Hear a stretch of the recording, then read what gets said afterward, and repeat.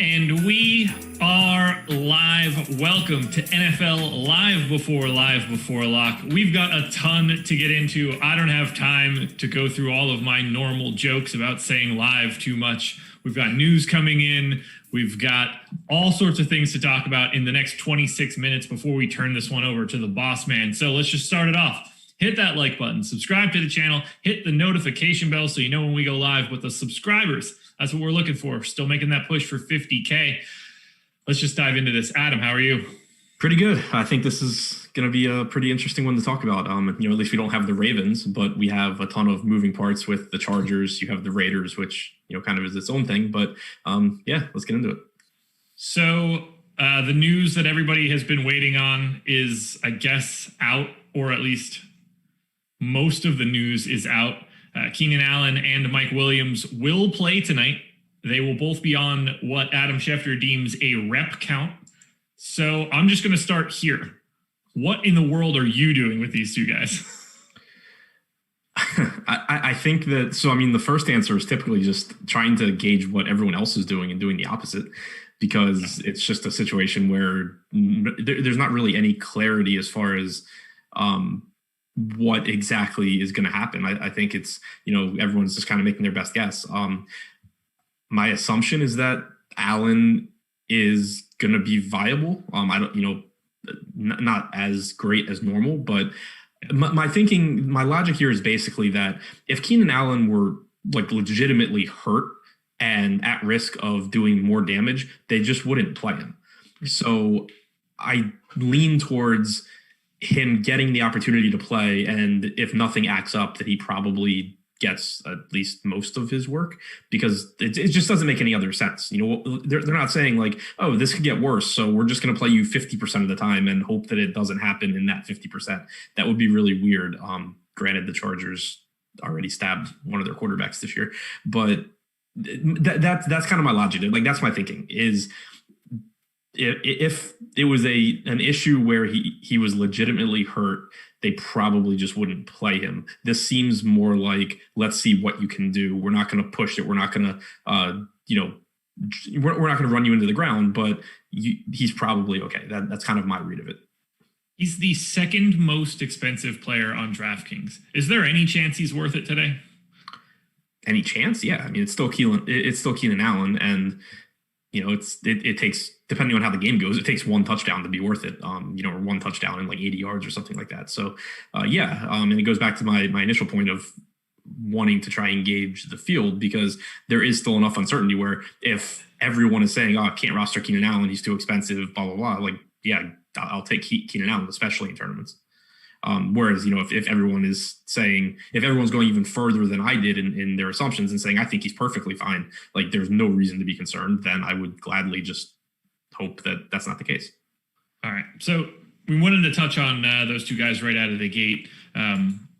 Normally, we would just dive in straight to captains and MVP type picks, but you and I haven't had any sort of news like that hanging over a Live Before Lock show before. So we needed to start there. So let's just keep this moving straight into our top captain and top MVP picks.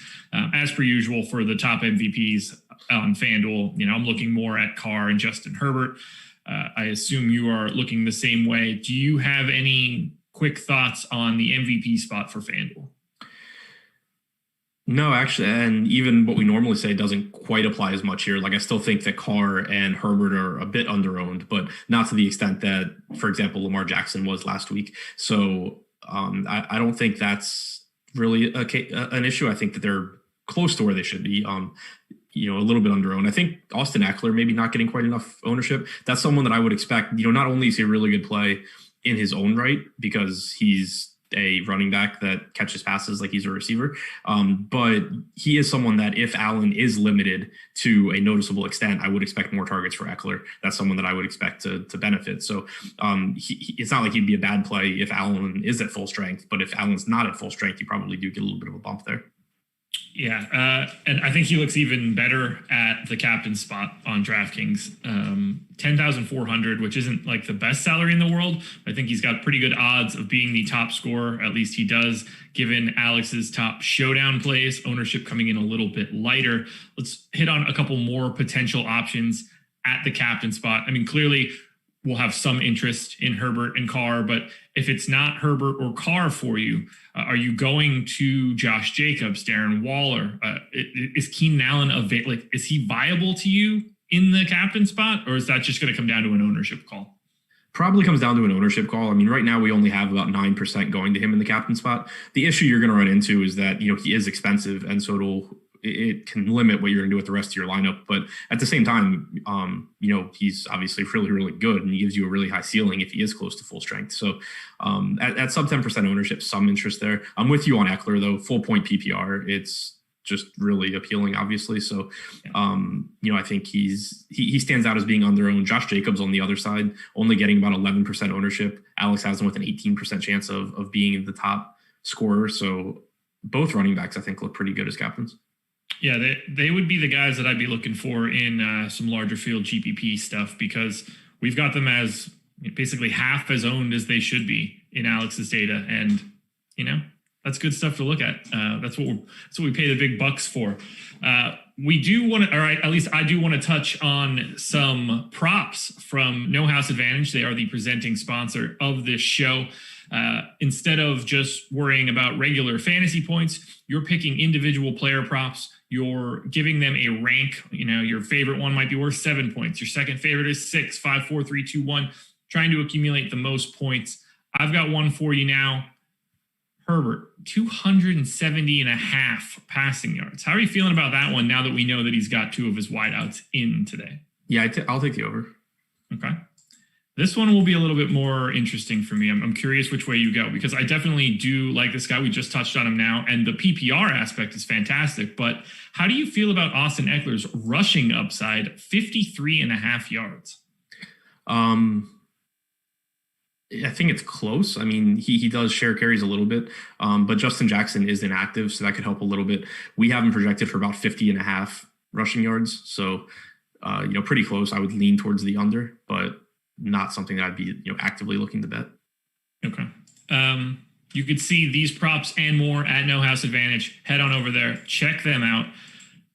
Any guys that you're looking at in the captain spot a little bit further down the list, guys that aren't picking up much ownership, guys you're willing to take a shot on?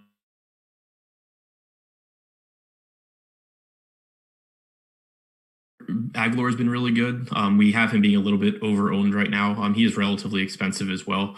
You could, if you wanted to throw darts at a cheap guy, take a shot at either Bryan Edwards at $400 or KJ Hill at $200. The thinking being that you have Ruggs on the COVID list, and then you have if you think that Allen and Williams are going to be limited, you would expect KJ Hill to be on the field a little bit more. So certainly not anything I'm considering outside of the largest field tournaments, but they do at least have a path to success, and they let you get whatever you want in the rest of your lineup. Fair enough. I thought I saw KJ Hill was not active, but I don't want to say that out loud. I'm looking at the Chargers inactive list, and he's not on it, at least as of 20 minutes ago. I'll blame our Slack. Not the news god, though. Maybe somebody just said they didn't think he was. But yeah, I agree. He's not on the inactives list, so don't listen to me for that one. Any other thoughts at captain or at MVP for the slate? No, I think that's about it. Nolan said it's Joe Reed that's inactive. Yep. It was one of those short names. A couple things that we need to touch on. One, Alex and Kyle are going to be up immediately after this. 15 minutes from now, they will be taking over NFL Live Before Lock. They will take you all the way up until lock. It's not all we've got. Free content for today. Alex's NFL Top Stacks tool is free. That'll be for this weekend slate. His Showdown rankings for tonight are free. And if you're trying to get a jump start on the UFC Pro Play is free as well. If you want to sign up for some NBA content, use that promo code Caruso. It'll only cost you $1. You'll get our NBA access all the way through December 29th. That'll be regular season projections, ownership, Slack, lineup builder, a ton more content. We had a call today about it. We're really excited for it. A lot of content coming, a lot of new content coming. Might take a week or two to get into the season, but we're going to see some good stuff coming down the pike. And we're doing a giveaway. Go to Awesemo_com. The Twitter handle is there. All you have to do is predict whether Austin Ekeler or Josh Jacobs runs for more yards today. That's it. That's all you have to do. And all you have to do is like that tweet, follow Awesemo_com, follow Awesemo NFL, and you can win an Awesemo yearly pass for the NFL. It's a $250 value. And all you have to do is follow us on Twitter. It's super easy, but follow all of the instructions. Again, it's Ekeler or Jacobs for more rushing yards. You can find that pinned tweet at Awesemo_com. Now let's get back into it. Let's talk a little bit about the flex spot or the utility spot. Again, I wish that they just used the same nomenclature on both sides, but what are we going to do? So we'll say utility for now, which I believe is FanDuel. What do you like at utility for FanDuel today? Well, utility is DraftKings, so you're really confusing me. But are you sure? No. It says flex at the top of my CSV right now for DraftKings. All right, well, so I'm going to blame the Showdown tool for having the names mixed up then. See, it's really awful, isn't it? But so we're doing FanDuel? Go for it. All right. Go with your gut. Yeah, so the quarterbacks here actually, it looks like, again, a little bit under-owned, particularly Herbert, but not quite the same dynamic that we normally get because they're not getting, or they are getting a little bit more captain owned. Going over Ekeler, I think a little bit under-owned just across the board. We thought he was under-owned at MVP, also I think under-owned at utility. Same goes for Josh Jacobs, so still like both running backs. Hunter Henry on the other side, I think getting a little bit too much ownership. Just someone that's been pretty unreliable at the position this year and isn't really cheap in FanDuel. I would give anything for everyone watching this show to see the panic on Jordan Klein's face when Adam's audio got really weird there. It was fantastic for me, knowing that I am not the person that's producing this show for once, and it's not something that I can handle. There's nothing I can do about it. It was so funny. Pure fear. It was fantastic. I promise you guys, just trust me, it was great entertainment. My mic my computer decided not to recognize my mic anymore. So it was on my end, not Jordan's. Too bad. It's way more fun to blame Jordan. The relief and laughter on his face, also fantastic for me right now. I actually talked a little bit on my Showdown and single game videos this morning about how you and I have been talking a lot about the quarterbacks at the utility spot or flex spot or whatever it is on FanDuel.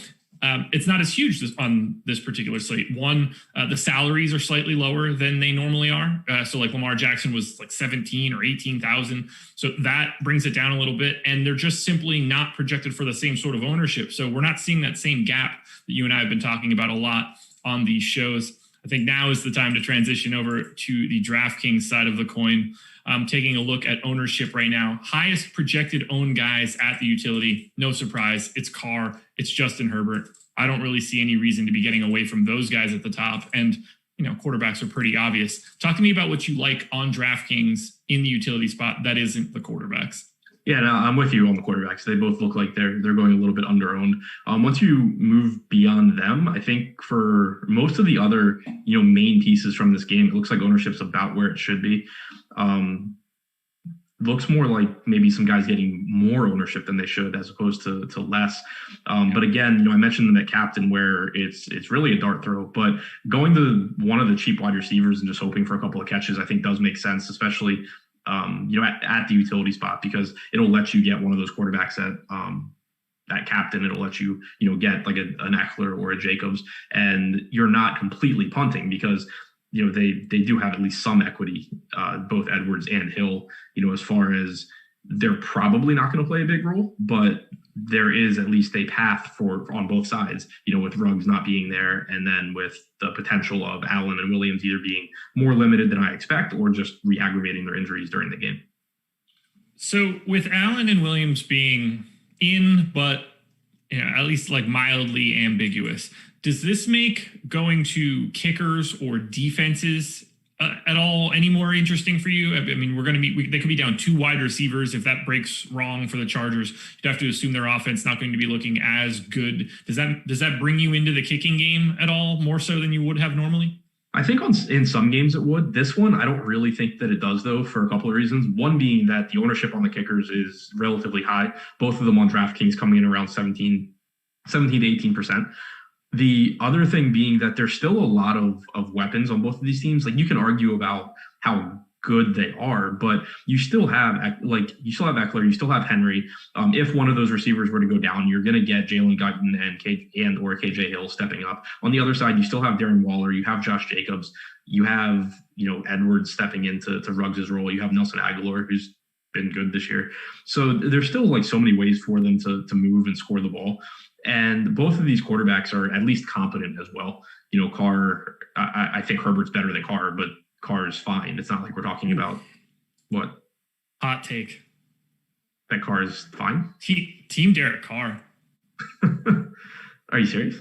Yeah, very actually. We actually kind of got into this a little bit about a week ago in Slack. Carr's put up like really nice numbers over his career. It's really, really bizarre. Ranks really highly at PFF.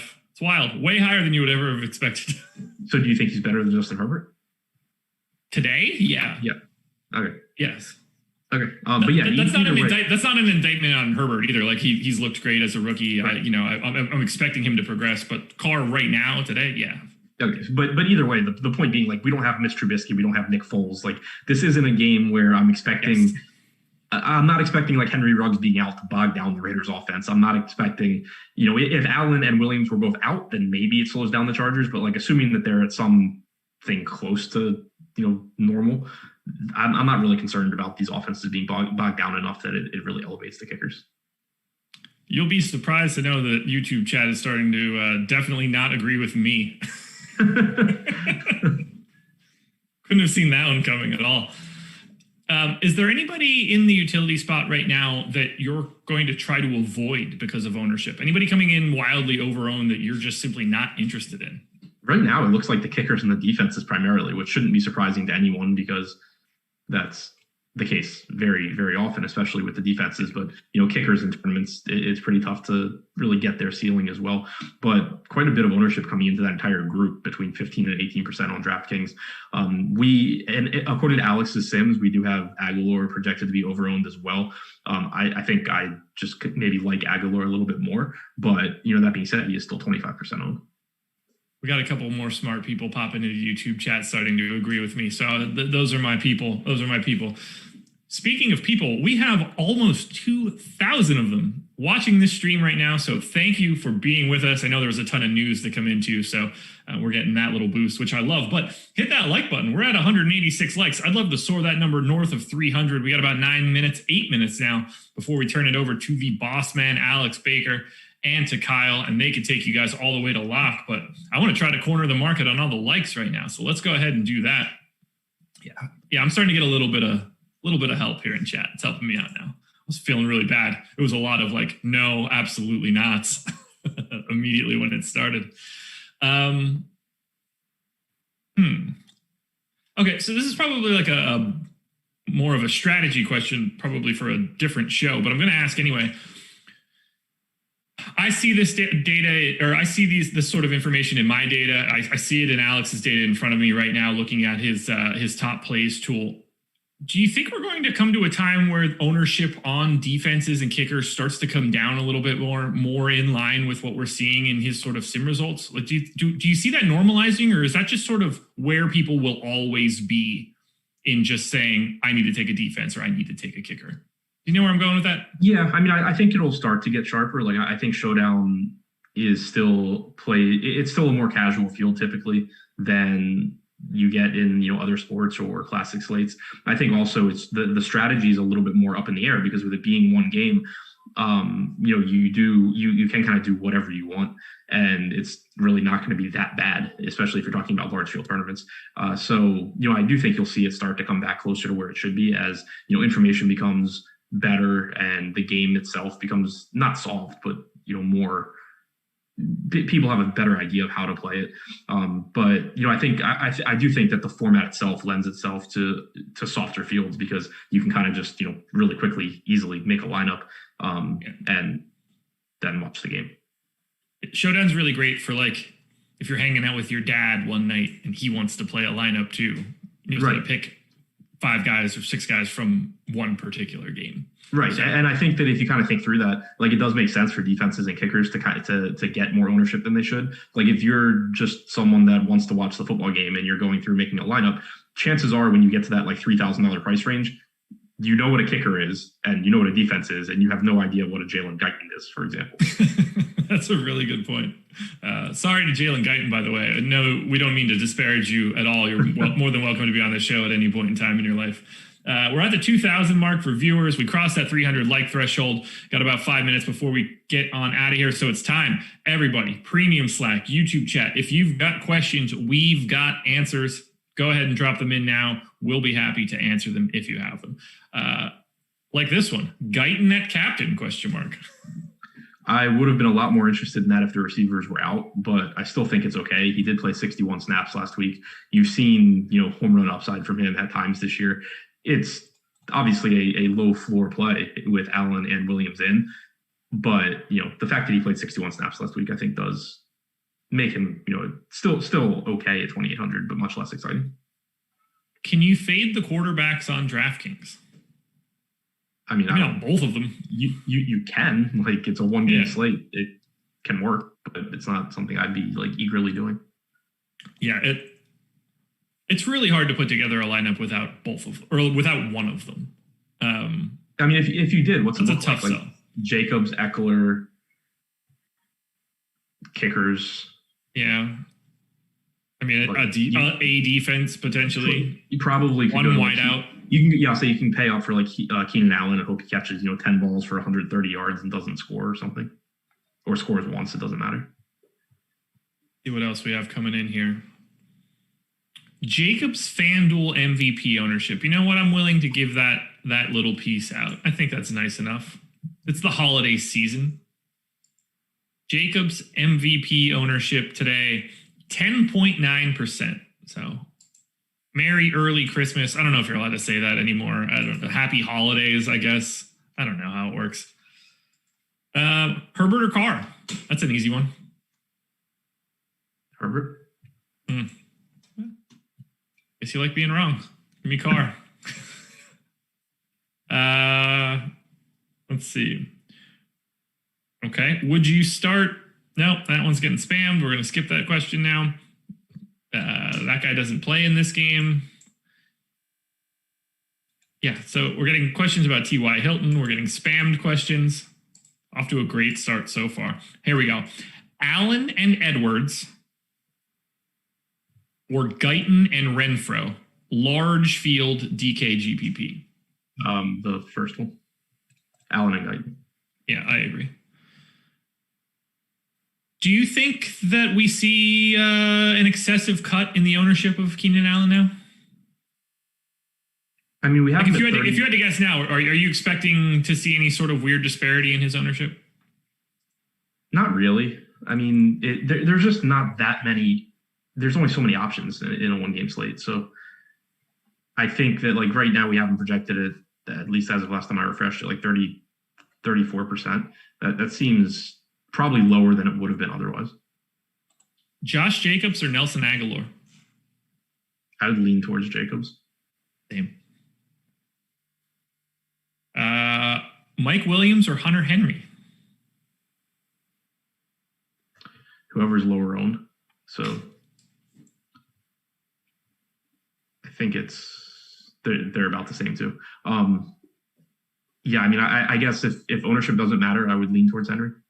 Okay. I really wish that that you had eyes on the graphic that I just got from Laffy. Hysterical. Really not what I needed with 2 minutes to go here before I sign us out. All right. One final question. Here it is. Josh, I'm playing the $3,000 on DraftKings. Do I need both quarterbacks? No. Need isn't the word that I would use. No. You can certainly put together a lineup that doesn't have both of them, and I don't think that is crazy at all. One final question, and then we're going to transition this one over to the boss man. You guys want Alex here. We know what's up. And I got to prep my Sims, so there's also that. Is it okay to fade both Jacobs and Eckler? Again, it's okay. I think that one's... I mean, you're fading a lot, but like it's still... I think that's easier to do than fading both quarterbacks, for example. Like you're playing Allen, you're playing Waller, you're playing some combination of Aguilar, Waller, Allen, and the quarterbacks. I think it's perfectly fine. Jacobs at 8,800 makes that one really tough if you also don't have Eckler, because Jacobs' salary makes him really efficient, in my opinion. Not that I'm saying that you can't. Again, I think that is more than feasible, but Jacobs is a little cheaper than I was expecting today. Yeah, I agree with that.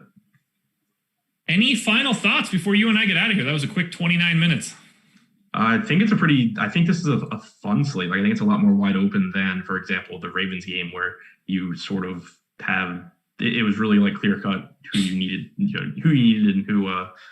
who you should probably avoid, like, Lamar Jackson being captain at 50%. Now I think it's a lot more wide open. So it is a spot where I think, ownership maybe matters a little bit less, since half the field doesn't have the same captain. Alrighty, guys, that's it. 7:30. Adam and I are out of here. The boss man and Kyle are on their way in. Enjoy Live Before Lock. Don't go anywhere. Stay on this link. You don't have to go anywhere. It's just going to come. They're just going to show up in like 30 seconds. It's going to be awesome. Adios. Good luck. And I don't know. Adam and I will see you for the next Live Before Lock.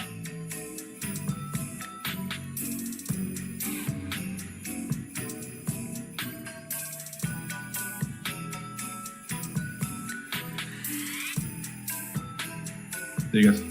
Later.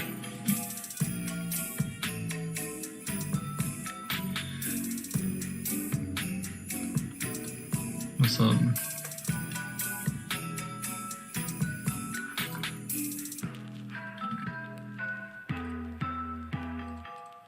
And there's some good music we got going on here.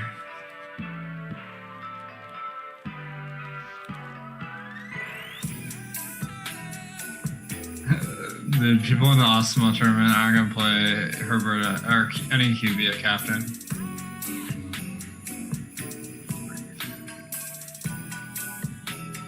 How's it going? What's up, man? I like the new look. What's my new look? I don't know, something about you, like you got different like facial hair or like the glasses. I can't tell. It's probably glasses. I don't usually wear glasses because they glare off of my my ring light. Okay. But I can't really see without them. Go.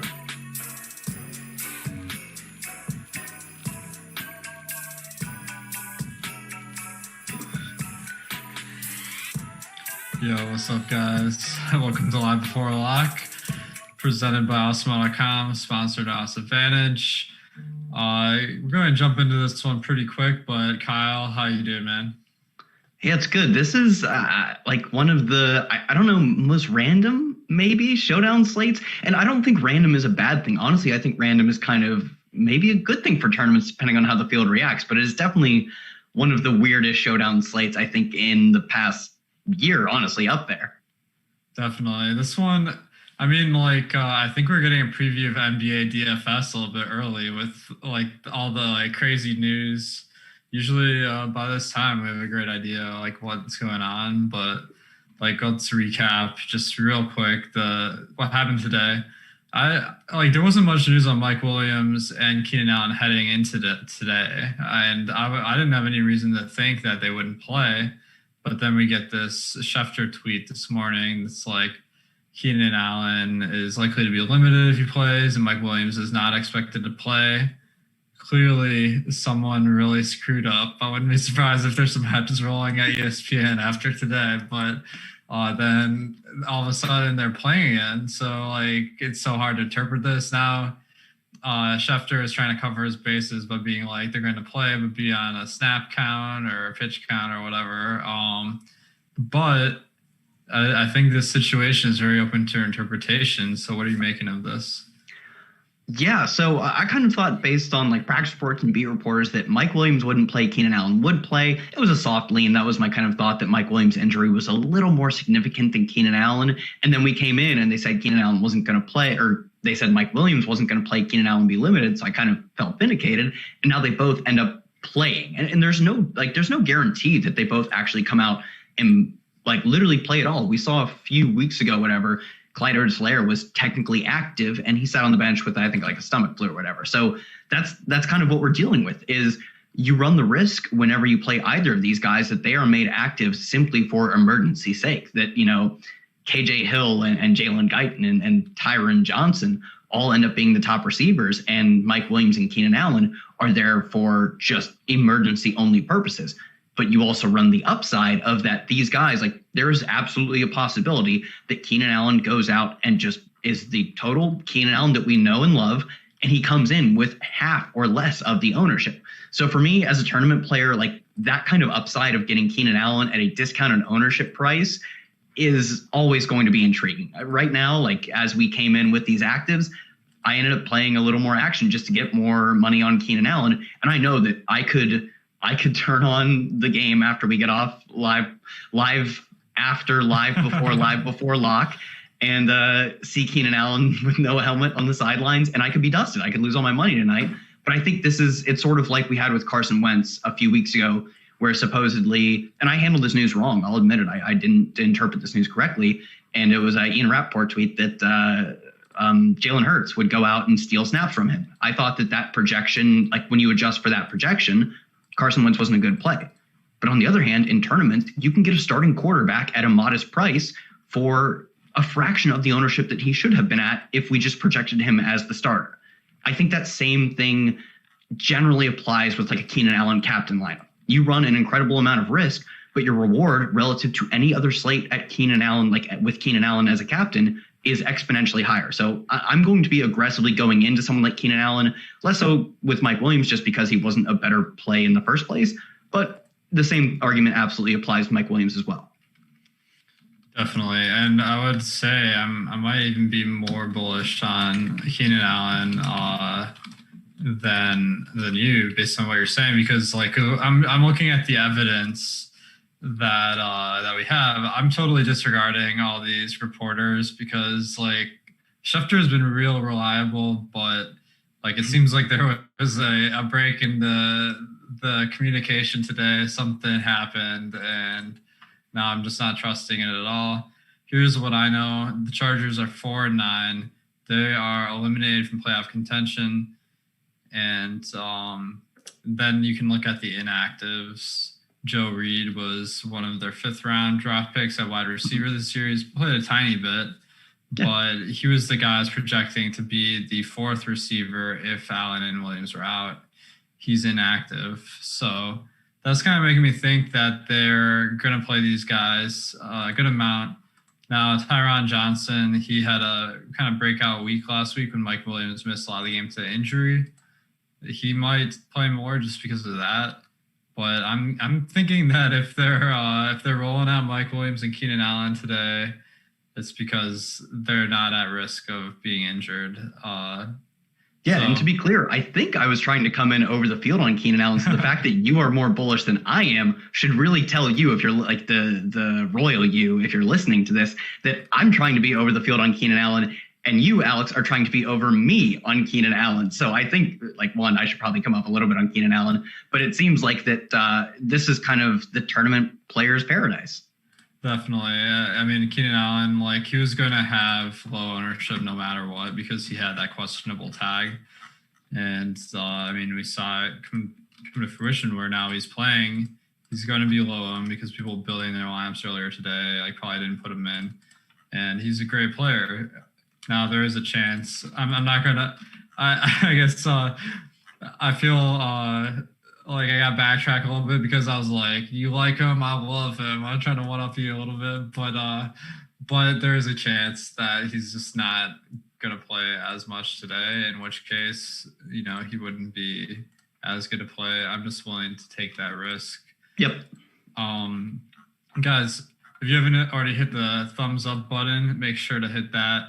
And make sure to subscribe to the channel. Hit that red button. That'll let you know when we go online. Got a lot of great NFL, NBA, PGA, you name it, content to help you guys build better lineups.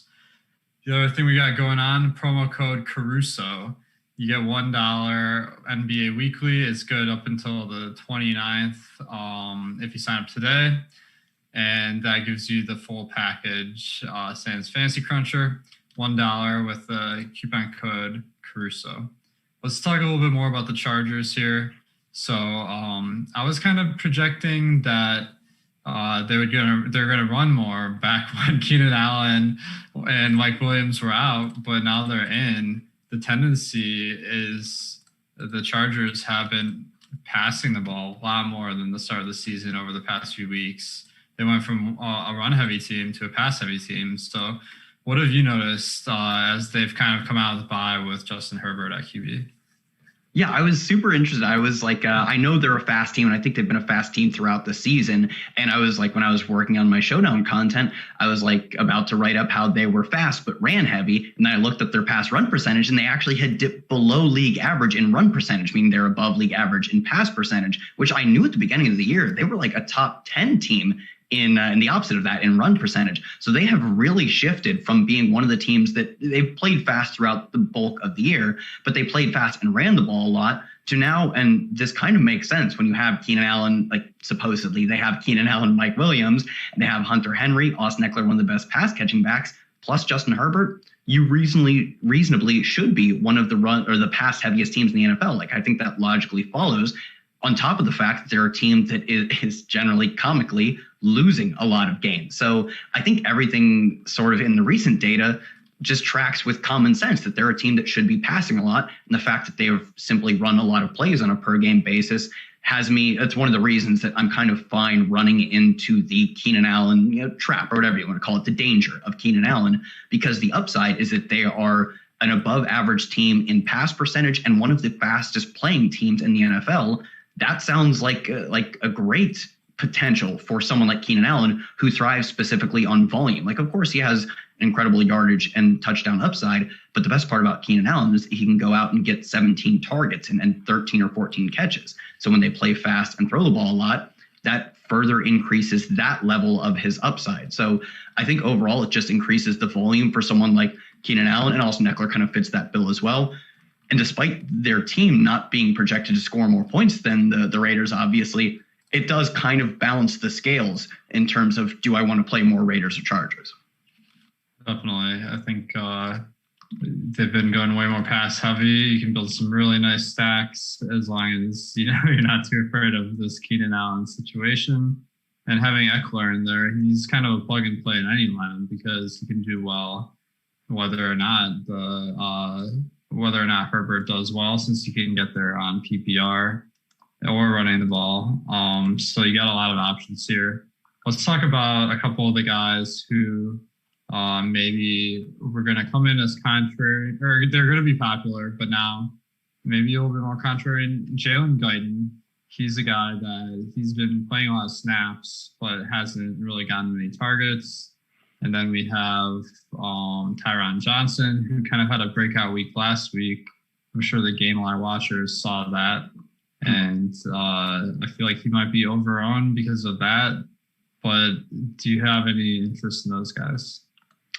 Yeah, so I'm playing the slate, and if you're not playing the slate this way, then you can probably kind of ignore what I'm saying. I'm playing the slate because I think it is strategically advantageous, as if Keenan Allen and to another extent Mike Williams are their normal selves. I think the field is going to own those players as if that is completely distant from the truth.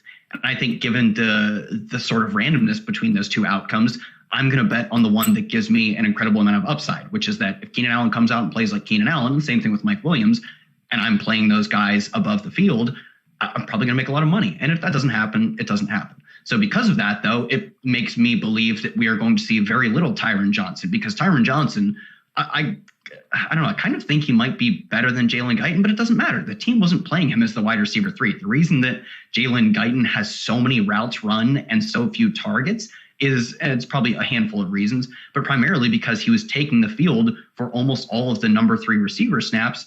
And he was taking the field with Keenan Allen, sometimes Austin Eckler, Hunter Henry, and Mike Williams. It's difficult to draw targets over those guys, but he was clearly the number 3 receiver.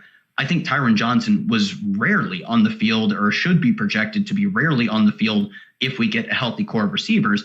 And I think people will still be playing, like, people are playing this differently than me, I believe. They're playing this as if there is a very high risk that Keenan Allen comes out and doesn't play his normal role. And the same with Mike Williams.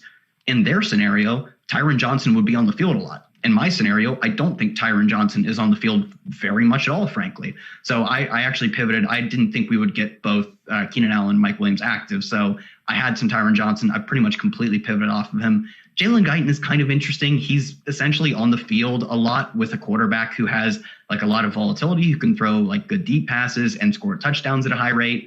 It makes him interesting, but in the same way that any number 3 receiver, number 2 tight end type of player is interesting. I'm not going crazy on him. Nice. Yeah, I think Tyron Johnson, he could, I don't usually advocate for a fade because of the risk to the reputation if they go out and have a big game, but I don't think I might have any Tyron Johnson. He was subbed in pretty much for Mike Williams. Mike Williams is active today, and he had a big game last week, which should carry some residual ownership, so I'm kind of off that. Another guy I've heard talked about a little bit today is Donald Barham. He's the tight end too. He's only running about routes on 1 in every 7 plays or something. So maybe if there was no wide receivers, that he would have seen a bump, but with the squad healthy, or at least purportedly, I think Barham's someone that you should avoid. Not that you're probably looking to him in the first place. So let's are there any other players on the Chargers that you might have interest in? One is Justin Jackson is inactive tonight. Yeah. What does that mean for their running back crew? So Austin Eckler, throughout his career and even this year, hasn't been a 80-90% snap share, 80-90% running back rush share guy. That does make, it does make Ballage a little interesting. We've seen repeatedly early in the season, it was Joshua Kelly, despite them kind of benching him late, but it was Joshua Kelly splitting work with Austin Eckler. And then at points, it was basically the point is that they've never given a single running back the bulk of the carries. Do I think this would be the week that they would change to do that if there were one? Sure. But am I confident in that? No, absolutely not. So I do think Kalen Ballage has a potential to just come in and get, the team runs fast. They're supposed to be in a deficit. Maybe they run a lot of plays. If he comes in and gets 8 carries and happens to score, would I be surprised? Absolutely not. So I think he's interesting in a large field tournament sense. I don't think he projects immensely well. I don't think he's the smash value or anything. It's not the most obvious play. But I think in large field tournaments, it makes a decent amount of sense. And I would guess, because I'm imagining the field is very low on Keenan Allen, some of that ownership moves to Austin Eckler. That does make Kalen Ballage, with the potential to steal touchdowns specifically in red zone work. They've split their goal line work between every single back week to week. It does make him an interesting leverage play off of Austin Eckler. If you don't have Eckler in your lineup, maybe that increases your incentive to look to a Ballage. I don't think he's any smash play, though. Yeah, I'm kind of intrigued, but I think you're right. Joshua Kelly, if anything, that means Joshua Kelly is going to be the third back instead of Justin Jackson. So maybe he could, I don't have any confidence in that. Maybe the 500K to first only as far as that. Yeah. Well, let's talk about the Raiders here. Derek Carr has been absolutely crushing. He's won people $1 million on DraftKings twice in a row. How did that happen, first of all? And then, what does that mean going forward? So last week it was because they were underdogs to Indianapolis, and Carr. It's because of 2 things. One, you got passing volume from Carr, and he's been good this year. He's top 10, and he's top 10 or 15 in yards per attempt, adjusted yards per attempt. When they're underdogs, he's top 10 or so in yards per game. They're a team that, arguably is more so sensitive to game script than any other team.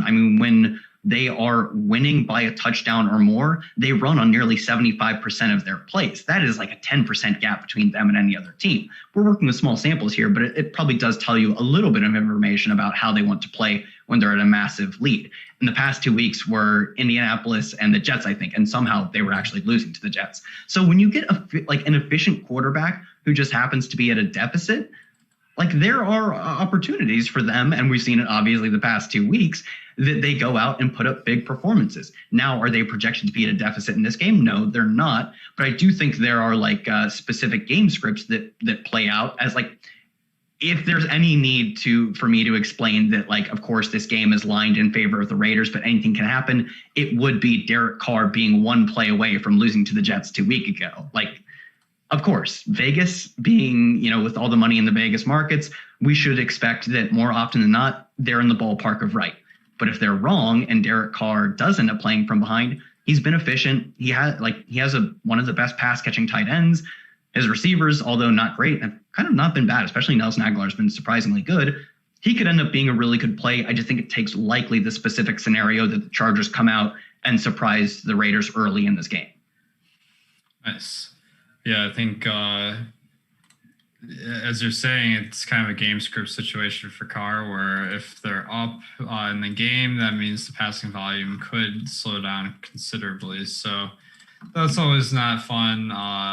But in a one-game slate, we can really exploit that to some extent by building lineups that really are tailored to either the passing game or the running game for the Raiders being the big difference makers. So that is one direction we're going to go tonight. I did want to let you guys know that I just made an update to the projections. It's a small tweak. I reduced Guyton a little bit and some of the other pass catchers because I realized I had manually tweaked some of the stuff earlier for guys being out. So make sure to refresh the projections. Use the newest one. The other thing, No House Advantage is a sponsor. You can get $20 free if you use the promo code Awesemo. They are a new DFS site where instead of building a lineup of DFS players, you build a lineup of props. Whoever gets the most props right, wins the tournament. It's just like a normal GPP. So a lot of fun there. You can get the projections for their contest free on Awesemo.com. And Kyle, which props are you looking at tonight on No House Advantage? So as always, we're interested in the interception props. I do think Justin Herbert, though, we have this perception of him as being this incredible rookie quarterback, but he's throwing interceptions at a decent clip. And I get it. The Raiders aren't any special defense, but mostly what we see from interceptions is that interceptions are a product of the quarterback. It's the opportunities to intercept a quarterback that the quarterback generates and not the other way around. Most interceptions are just the defense being right place, right time when the quarterback throws bad pass. So as always, kind of the layup, but we'll take the interception props. Anytime you get half interception, we'll generally take the over, barring really outlier scenarios. Nice, I like that. The one I'd be kind of thinking of, they have Mike Williams and Keenan Allen props on there. So even though I like them in DFS, maybe their props are considering they would be 100%. And then the actual situation has changed where maybe they're a little bit limited. That could make you want to bet the under. But the over might be under-owned. So it's some interesting game theory. I know House Advantage. Okay, so Josh Jacobs, he trolled us all last week with that tweet or the Instagram post proclaiming he was not playing. He was like, yo, I'm not playing. And then I I'm like, did he mean he's not messing around? But then in the game, he didn't really do much because they passed so much. So the Raiders, I feel like they do like to run the ball a good amount. So how do you feel about Jacobs? Yeah, I mean, I think Jacobs is he doesn't need to be a massive favorite. It's not like the only way Jacobs hits is if they win by 10 points or more. But I do think he makes a ton of correlative sense with playing potentially a deep shot like a Nelson Aguilar and a Raiders defense. If Nelson Aguilar goes out and scores the first long touchdown and then the Raiders are playing from a lead, let's say, Keenan Allen is limited. He's on the field, but he's limited. And this Justin Herbert without Keenan Allen or with a limited Keenan Allen team can't put it together. If the Raiders are playing from a lead, however they get there, that is going to be a scenario in which Josh Jacobs pushes 25 to 30 touches, honestly. So I do think, I think you can play him in most scenarios other than the Chargers go up massive early. But I think especially when you're thinking about the narrative that you look at when you're building your lineup, if you have the Raiders getting out to an early lead, Josh Jacobs, I mean, I said it before, but they're running at like a 75% clip with a touchdown lead. A touchdown lead isn't that much. And I know it's probably a smaller sample than we like to deal with. And even if you regress that back to just being slightly, above average or slightly in the top 25% or whatever, it's a team that we should want to target their running back if we project them with even a modest lead. So I think if you have any sort of scenario when you can project them to play from anything more than a field goal ahead, Josh Jacobs in lineups we've kind of talked about in previous shows, playing just a lot of the guys on the same team, not because they're necessarily correlated. Like Josh Jacobs is not throwing touchdowns to Nelson Aguilar. But the scenario where Josh Jacobs succeeds is likely that the Raiders have the ball for a vast majority of the game. So you could play Josh Jacobs without Derek Carr and still get one of the pass catchers in there. I think playing Josh Jacobs as a part of a Raiders onslaught is going to be I think it's going to be underowned relative to its odds of hitting.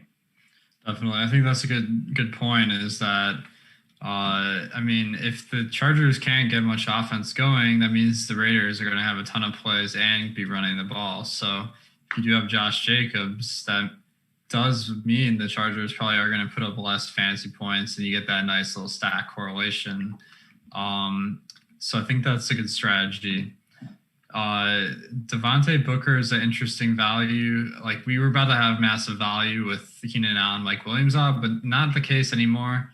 But I think the more interesting guys on the team are probably at wide receiver because Henry Ruggs is out. That means that Zay Jones and Bryan Edwards are going to be entering the rotation more.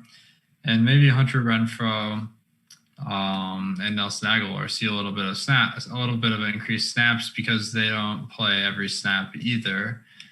Now, I feel like Renfrow is just incredibly cheap on DraftKings. He's a lot cheaper than Aguilar.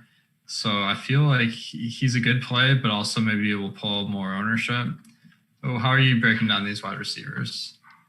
Yeah, so I think that Nelson Aguilar, given that he plays closer to the same type of role, like outside field stretching role, probably gets generally a slight benefit gets a greater benefit than Hunter Renfrow whenever Henry Ruggs is out.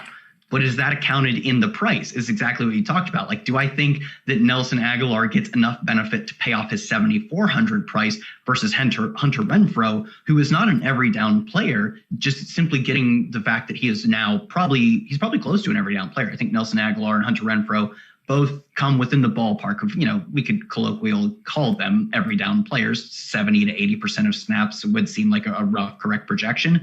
His price seems to less account for that. Obviously, neither price probably technically accounts for it. But given his 4,800 price tag, we have him as like one of the best single values on the entire slate, especially now that we don't have the obvious value with any of the Chargers, essentially. So I don't know. I think especially depending on the field you're playing in, if you're playing in a contest that's a $100 single entry, a spy type contest, you're probably playing against pretty sharp people who recognize the value in someone like Hunter Renfrow.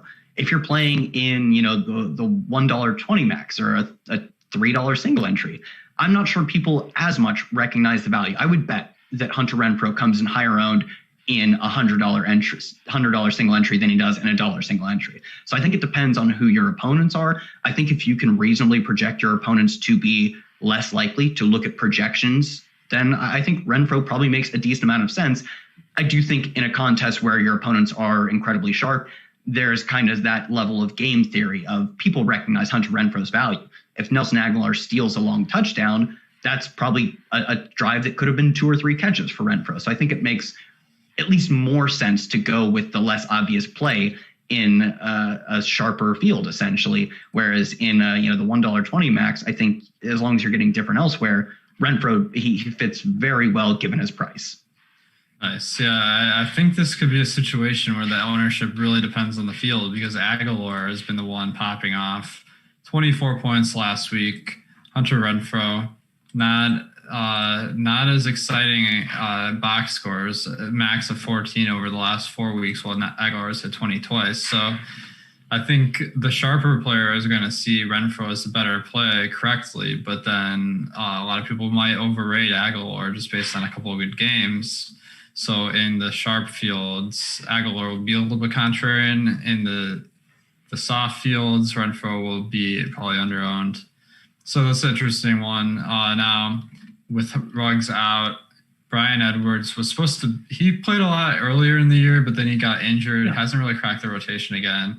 But then Zay Jones hasn't been bad either. Of course, he was like a higher draft pick that really flamed out in the NFL, and now he's just in because of injuries. So any love for either Zay Jones or Bryan Edwards? Yeah, I mean, I have the softest lean. I think it would be Bryan Edwards because, like you said, early in the year, he was actually on the first 3 games, he played on over half of the team snaps. And that wasn't, I don't know if I'd call it a fluke. They had their full rotation of receivers, essentially. It's not like they were without, all of these players. They weren't without Hunter Renfroe, Nelson Aguilar, all these guys. He just seemed to have earned those snaps. And yeah, he got injured and really hasn't, like you said, he hasn't come back to that role, which is obviously why he's priced and owned the way he is. But I think the upside that he does come back to that role where he's just the number 3 receiver, it's not a massive role, but it would be a notable role. It would be a role that is better than his price. I think he's the most likely to obtain that upside. I don't feel massively confident in that, but I do think he's probably the better play out of him and Zay Jones. Nice. I like that. If you really need solid relief, these guys are super cheap. Bryan Edwards is 400. So, we haven't talked about Waller yet. He's a great DFS play because see how many targets he gets. And he really showed his upside 2 weeks ago when he got over 40. So he's going to be a good captain, a good flex play. And I think people recognize that. Not really popping off as far as over-owned. Any particular inclination to go to Waller today? No, that's something I noticed with him, that he was he seems efficiently owned is what I would call it. I think if you're playing him, you're not doing something wrong. I will say, though, generally in my lineups, I'm looking for the players who are less efficiently owned. I think my priority is finding the guys who should be more popular and are not. So the majority of my lineups won't be fielding Darren Waller captain specifically, just because I don't think I get a massive edge over the field. I'm playing for the edges. I'm not playing for the break even. So because I'm playing for the edges, it's not a lot of Darren Waller, but I don't think he's a bad play either. He's perfectly middle of the road. Definitely. Yeah. I think he's a good play if you're playing Carr for sure. Yeah. Or, one of the nice things about Waller is he gets a lot of receptions compared to touchdown equity because all of them are pretty short.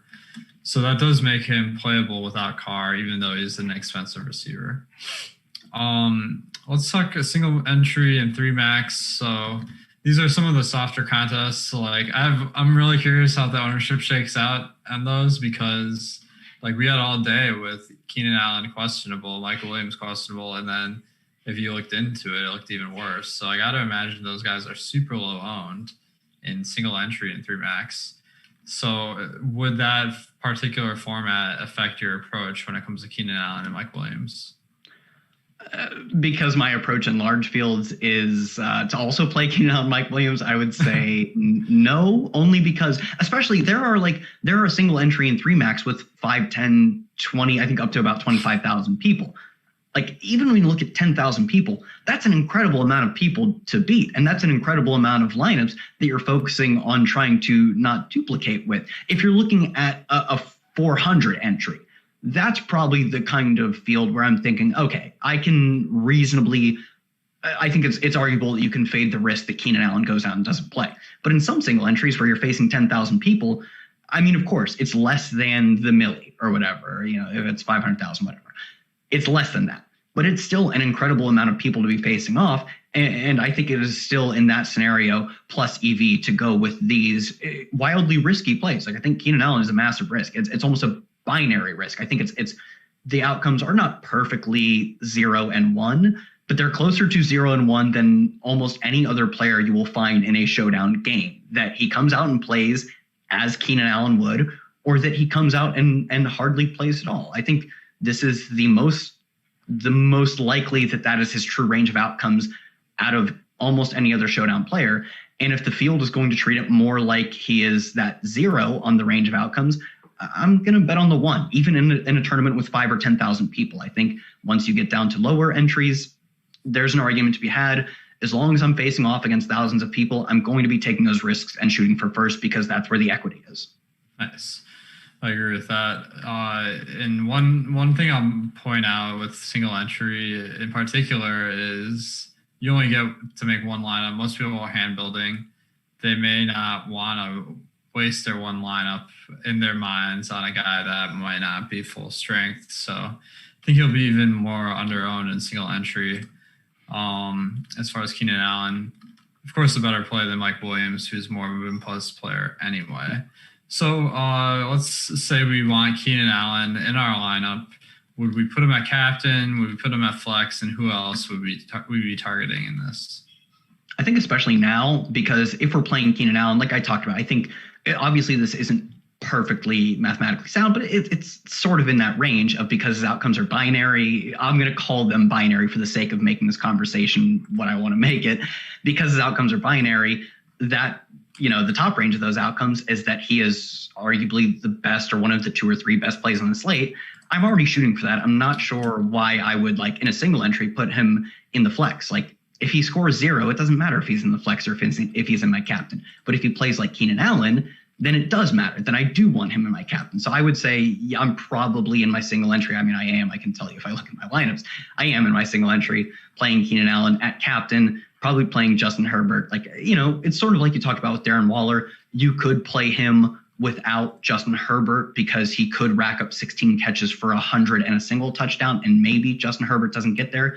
But honestly, I feel that in single entry, you honestly probably gotten very contrarian just by playing Keenan Allen, that you can make 1 or 2 other unique pivots without, I would argue, sort of negative correlation, not playing Justin Herbert. You can make your pivots elsewhere. I'm going to play my unique Keenan Allen captain, play him with the obvious Justin Herbert, and work on getting a little different elsewhere because I've already done the contrarian thing by playing Keenan Allen. So I'm going to say Keenan Allen captain, Justin Herbert in the flex. At this point, we're still expensive because DraftKings can't adjust the price posting the games. So probably need one of the kickers, maybe throw a Carlson in there. Nice. Yeah, like throwing the kicker always, especially in a stack, because you the thing about kicker is it doesn't really correlate that much with other positions. So if it's a low scoring game, kickers tend to perform decently. So one of my favorite positions got me interested in that. If you are playing Keenan Allen and captain, maybe we have a couple Raiders instead of one, even though we're probably going to want to get in Herbert. Just because for them to keep passing, we are expecting some decent scores from the Raiders, a good competitive game. So that's kind of how I'd be looking at it. But one of my leans today is Carr has been killing it.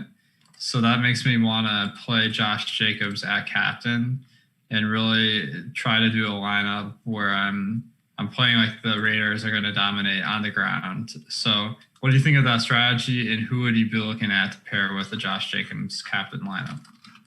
Oh yeah, I have some of that. I have some of that strategy because I do think it's sort of kind of reminds me of what we talk about when we talk about with like a 5-1 build, is that when you say you're playing 5 players from one team, that you just narrow literally the amount of lineups that you could feasibly build with that, so you become more likely to get it right. I do think because Josh Jacobs excels in such his best case scenario is that the Raiders simply dominate and that he gets to control the ball for the bulk of the game.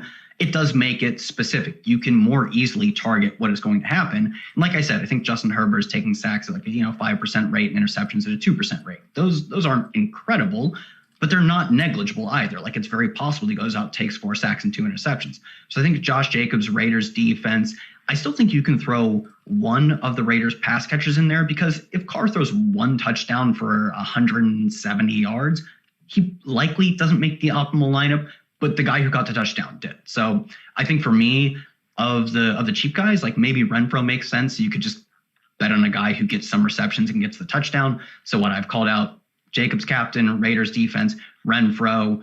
At this point, we're talking about, the Chargers playing at a deficit. I think you can go one of 2 ways with your Chargers. Play the guy who's likely to get a ton of volume in a deficit, or simply play none of them. You can just play 5 Raiders and go, I don't care. Like the Raiders win 27-10, and I want the guy who scores a touchdown. Maybe that's like a Jaylen Guyton or whatever. So let's throw Jaylen Guyton in from the other side. Nice, man. I like that. Yeah. I mean, at that point, you're just trying to call out the highest scoring player from the other team. If you have the money, like obviously Eckler could be a good option. One of the things I'm looking at, I think you made a good point where, like, if you have Jacobs as captain, it doesn't mean you have to fade all the pass catchers from the Raiders. And I think, like, maybe you want to target guys that are more, like, high target, low ADOT, just more likely to get a lot of receptions, but not the touchdowns. And I think that you can rack up, like, these guys can rack up 10, 20 points.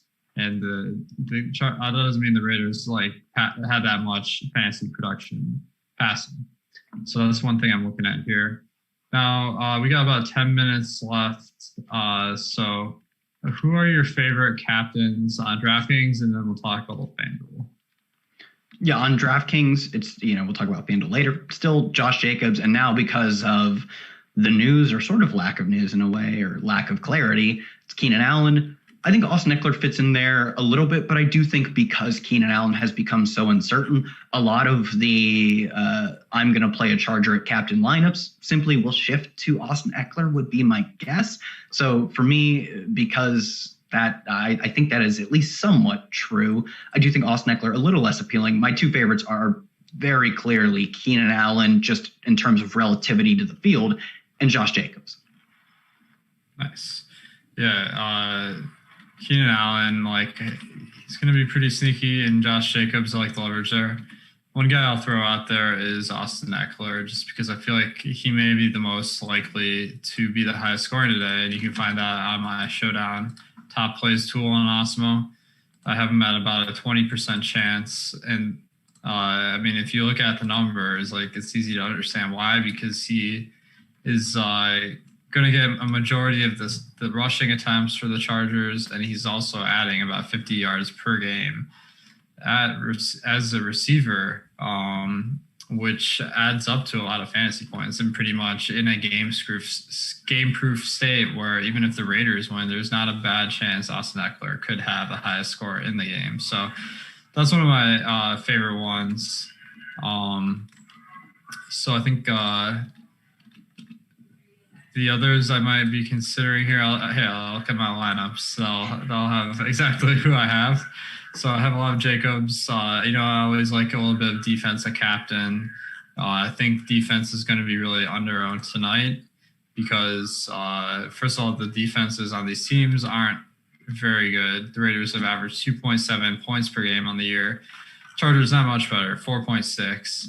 And neither quarterback is really a massive turnover machine. So I'm really banking on the fact that, like, football is random, and that if it's a very low scoring game, like maybe 20 points or less total, like, defense is going to really be a big part of that, with like a lot of sacks and drives, maybe some just added points for the low score and stuff like that. So I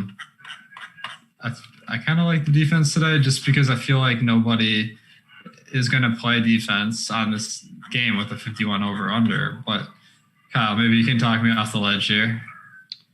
I don't love I don't know which defense is of the 2 you're on. I don't love Chargers because I think even if we get a big I know we got like rocked by the Falcons or whatever, but even if we get a big passing volume game from Derek Carr, he's just generally been a player that his low ADOT and like quick throw time don't generate a ton of either sacks or interceptions. So I actually do think the Raiders defense is going to be under-owned. And I don't generally think that. Like, I think the favored defense in Showdown, generally people think like, oh, well, they're going to hold the other team to less points. I got to play them or whatever. Or at least they're more likely to play them. In this game, with the total as high as it is, I don't think people are likely to play either defense, Raiders or Chargers. So for that reason, I'm going to target the Raiders as the favorites, who also play the quarterback who's more likely to generate sacks, generate more pass attempts, essentially. And more pass attempts, even though, like, you think of more pass attempts happening in a high volume shootout game, more pass attempts is like sort of the same thing as saying more targets for a receiver. It's just more opportunities, more chances at this random slot machine that is sack, fumble, touchdowns, pick sixes. So I do think the idea of playing a Raiders onslaught with the Raiders defense specifically, even at captain, especially in like a Millie Maker type tournament, does make some sense, because if they dominate, it probably means Justin Herbert didn't play well early, or else they wouldn't be dominating, and that he had to attempt a lot of passes late, which means, although it means they're going to move the ball more, it also gives you just a higher volatility for your defense. So I like the Raiders defense. I think it's kind of the obvious play, but with the total as high as it is, I think it will be far less obvious. I guess my question is, how do you feel about the Chargers defense? I think like the ownership kind of encapsulates the how good the defense is, and I'm just kind of banking on them being like volatile enough to get me there like a decent amount. So I don't really have a strong lean. I don't think either is really a good play, but it's just kind of like they're going to be low owned tonight, especially. Let's talk a little bit of FanDuel. FanDuel's scoring system with half-point PPR makes quarterbacks more likely to be a high scorer. How's that affecting your strategy? I mean, I was already interested in Josh Jacobs in DraftKings scoring, which like definitely does not benefit him given his general lack of like high upside receiving game. So obviously I'm going to be massively interested in someone like him on FanDuel, where it doesn't disproportionately affect him. And I think, even if his ownership is high, I think he's probably simply one of the best FanDuel plays of the slate. It's interesting. Maybe you could run him back with like Keenan Allen to try and get different, because I'm sure Josh Jacobs will be popular in any contest you play in on FanDuel. But I think Josh Jacobs, just given the scoring format, makes too much sense to really get off of. I'd rather play him and try and get different elsewhere. Nice, man. I think Josh Jacobs is a good play. I'll throw some love to Carr and Herbert, I assume. Yeah. I don't know why I couldn't come up with his name. I think that Herbert has been a little bit colder recently, and hopefully that will keep the ownership at a reasonable level. So that's what I'm thinking with that. We got 5 minutes left, so guys are putting in the last guy in. Now, who are your favorite values tonight? I got a couple that we haven't really touched on a ton yet. We talked about him a little bit, Bryan Edwards. Like, if you're looking for real deep value, I think there's a chance he goes out and has a decent game. We briefly skipped over Donald Parham. I don't know. I think he's maybe worth considering in like a Millie Maker level tournament. He's only run a route since I think his first game played was week 4. He's only run a route, and I think you said this, on about 11% of his team's dropbacks. But he's the type of guy that it was, I don't know, the middle of the season where Alec Ingold, I think, caught a passing touchdown and was in the optimal or like in the winning tournament. He's that kind of player where if he catches the touchdown, you will be one of the handful of people who have played him. Now that only extends to like the Millie Maker level contest. So I wouldn't be playing him in my single entry stuff, but I think in any large contest, Donald Parham makes a decent amount of sense. Davonte Booker, a little interesting, especially I think if you're playing like Raiders heavy lineups. We've seen it in games past where, like, I think it was first maybe Denver, where it was simply that they got up to a big lead, and in the fourth quarter they were up by multiple touchdowns, and he went he got a ton of carries. He happened to capitalize on them. If he didn't, maybe I wouldn't be bringing this up. But he's cheap, and in a scenario where the Raiders win by a lot, he probably gets 5 to 10 carries, and on a showdown slate at his price, that's at least worth considering, if not having some decent exposure to.